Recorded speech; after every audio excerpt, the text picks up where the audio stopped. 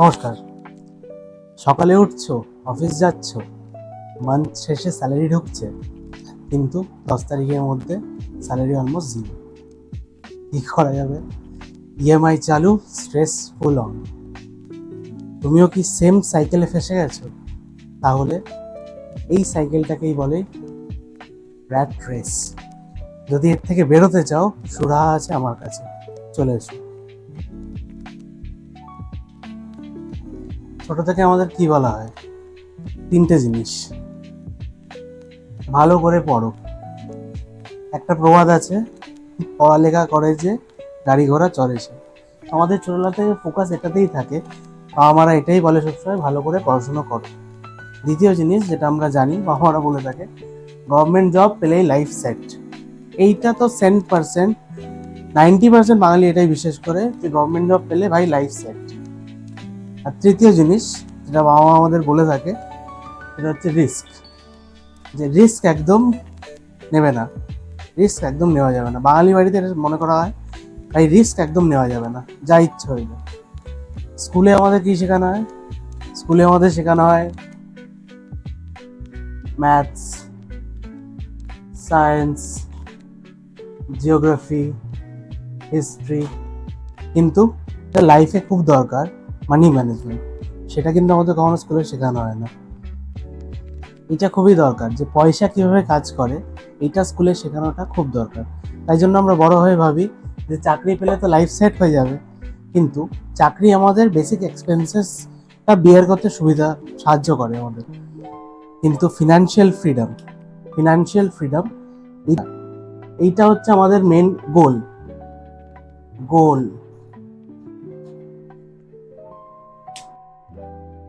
একটা নর্মাল তোমার আমার মতো একটা লোকের এক্সাম্পল নিই, যে জব পাওয়ার পরে তার লাইফে কি কি চেঞ্জেস আসতে থাকে। ফার্স্ট জব পেলো, ফার্স্ট কি দরকার? একটা নতুন ফোন। নতুন জব পেয়েছে, নতুন ফোন নিল, সেটা আইফোন হতে পারে, অন্য কিছু হতে পারে। ইএমআই চালু। দেন আরেকটা ইচ্ছা হলো বাইক নিল, ইএমআই চালু। তারপর ইচ্ছা হলো কার নিল, ইএমআই চালু। এরপর সব থেকে বড় ইনভেস্টমেন্ট, একটা বাড়ি নিয়ে নিল, সেটার 20-25 বছর ইএমআই সে চালু করে নিল। আর এই লোনগুলো দেওয়ার জন্য ব্যাংক সবসময় মুখিয়ে থাকে, তুমি যাবে আর তোমাকে এই লোনগুলো দিয়ে দেবে। এটার ফলে কি হচ্ছে, তুমি ফিউচারে যে ইনকামটা করবে তার আগে তুমি খরচা করে ফেলছো। তাহলে তোমার স্যালারিটা বাড়ছে, কিন্তু এক্সপেন্সও সাথে সাথে বেড়ে চলেছে। তার ফলে কি হচ্ছে, তুমি একটা র্যাট ট্র্যাপে পড়ে যাচ্ছ। এবার হচ্ছে অ্যাসেট ভার্সেস লাইবিলিটি। আমরা যেগুলোকে অ্যাসেট মনে করি সেগুলো কোনগুলো? আমরা মনে করি কার, সেটা হচ্ছে একটা অ্যাসেট, কিন্তু সেটা কি আসলে অ্যাসেট? না। আমরা মনে করি ফোন একটা অ্যাসেট, কিন্তু সেটা কি অ্যাসেট? না। এগুলো হচ্ছে liability. Real asset real asset real অ্যাসেটকে আমরা কোনগুলো হিসেবে ধরবো? ধরো তোমার একটা বাড়ি আছে, সেটার থেকে যে তুমি রেন্টাল ইনকামটা পাচ্ছ সেটা হচ্ছে অ্যাসেট। তোমার একটা বিজনেস আছে, সেটা থেকে যে তুমি ইনকামটা পাচ্ছ সেটা হচ্ছে তোমার অ্যাসেট।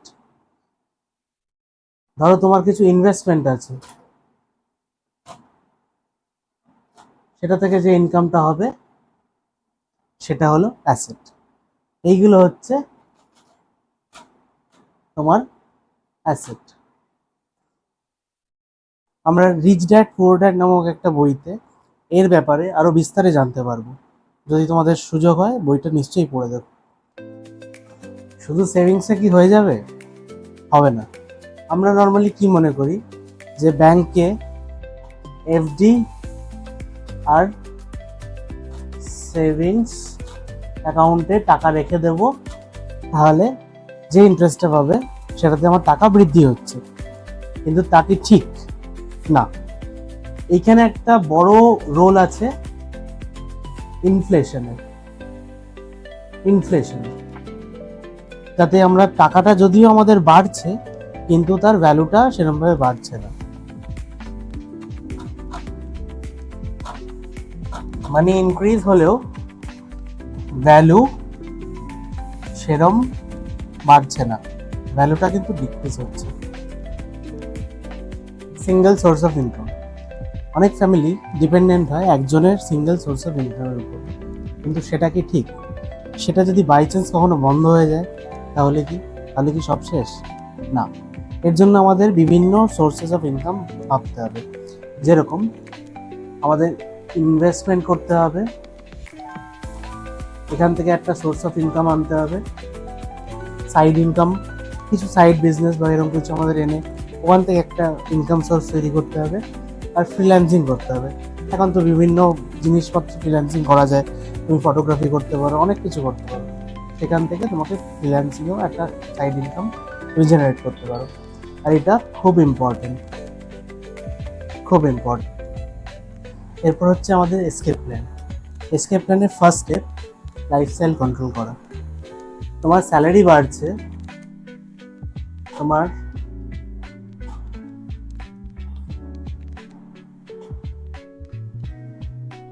তোমার স্যালারি বাড়ছে, তার সাথে তুমি যদি লাইফস্টাইলটাও বাড়িয়ে চলো, সেরকমভাবেই বাড়াও, দ্যাটস নট গুড, এটা ঠিক নয়। স্যালারি বাড়লেও তোমাকে নিজের লাইফস্টাইলে কন্ট্রোল আনতে হবে, এটা ইম্পর্টেন্ট।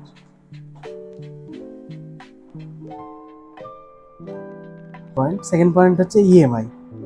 তোমার স্যালারি বাড়ছে, তুমি জিনিস কিনতে থাকছো, আর ইএমআই তোমার বাড়তে থাকছে, এটা কি ঠিক? নিজেকে প্রশ্ন করো। স্যালারি বাড়ার সঙ্গে সঙ্গে ইএমআই বাড়ানো যাবে না, এটা হচ্ছে এসকেপ প্ল্যানের দ্বিতীয় পয়েন্ট।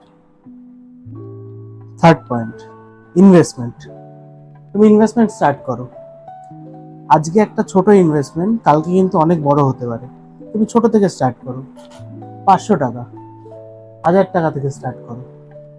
স্টকসে, মিউচুয়াল ফান্ডে, আরো এটসেট্রা অনেক কিছু আছে, এগুলোর ব্যাপারে পড়ো, জানো, কিংবা ইউটিউবে এখন অনেক কন্টেন্ট রয়েছে, সেখানে দেখো, বই অনেক অ্যাভেলেবেল রয়েছে, সেগুলো পড়ো, জানো, ইনভেস্টমেন্ট স্টার্ট করো। ফোর্থ পয়েন্ট, নিজের সোর্সেস অফ ইনকাম বাড়াও। মাল্টিপল সোর্সেস অফ ইনকাম আনো, যাতে তুমি বিভিন্ন জায়গার থেকে অনেকটা ইনকাম করতে পারো, যাতে তোমার লাইফ ইজিলি কাটতে পারে। এই সোর্সেস অফ ইনকাম কি হতে পারে? এখন তো অনেক উপায় আছে। ফ্রিল্যান্সিং করতে পারো, ইউটিউব চ্যানেল করতে পারো, আরো অনেক অপশনস আছে তোমার কাছে, এটসেট্রা, আরো অনেক অপশনস আছে। তো এটা একটা way of escape plan. Fifth point হচ্ছে মাইন্ডসেট, এন্ড এটা হচ্ছে মোস্ট ইম্পর্টেন্ট। তোমাকে নিজের সেফ স্পেস সেটা থেকে বেরোতে হবে। যে চাকরি করে যে তোমার একটা সেফ স্পেস তৈরি করেছো, ওটা থেকে তুমি যদি কোনোদিন না বেরোতে পারো, তাহলে তুমি র্যাট রেস থেকে কোনোদিন বেরোতে পারবে না, এটা সারা জীবন তোমার কন্টিনিউ হবে। এবার হচ্ছে মাইন্ডসেট শিফট। মাইন্ডসেট কিরকমভাবে শিফট করতে হবে? নর্মাল মানুষজন আর ওয়েলদি মানুষজন, মিডল ক্লাস আমার মতো মিডল ক্লাস, আমার মতো মিডল ক্লাস, কিরকমভাবে ভাবে, একজন ওয়েলদি যে রিচ লোকজন তারা কিরকমভাবে ভাবে, এটা আমরা বুঝবো। মিডল ক্লাস কীভাবে? স্যালারি হচ্ছে আমার সেফ অপশন। যে ওয়েলদি সে কী ভাবছে? আমি ইনকাম ডাইভার্সিফাই করব, বিভিন্ন সোর্সেস অফ ইনকাম বাড়াবো, এই করে করে সে ওয়েলদি হয়ে যাবে। মিডল ক্লাস ভাবছে আমি যে স্যালারি পাচ্ছি ওটাই সেফ আছি, আমার বিন্দাস লাইফ কেটে যাচ্ছে। মিডল ক্লাস কী ভাবছে? যে আমার ইএমআই চলুক, তাও টেনে দেবো, আমি স্যালারি যতদিন ঢুকছে টেনে দেবো। ওয়েলদি সে কী ভাবছে? ইএমআই চালালে হবে না, আমাকে অ্যাসেট বানাতে হবে, কেন সে জানে অ্যাসেট বানালে সেখান থেকে তার ইনকাম আসবে, এখান থেকে ডাইভার্স সোর্স অফ ইনকাম তার তৈরি হবে। তাহলে এটা থেকে আমরা কি বুঝতে পারছি?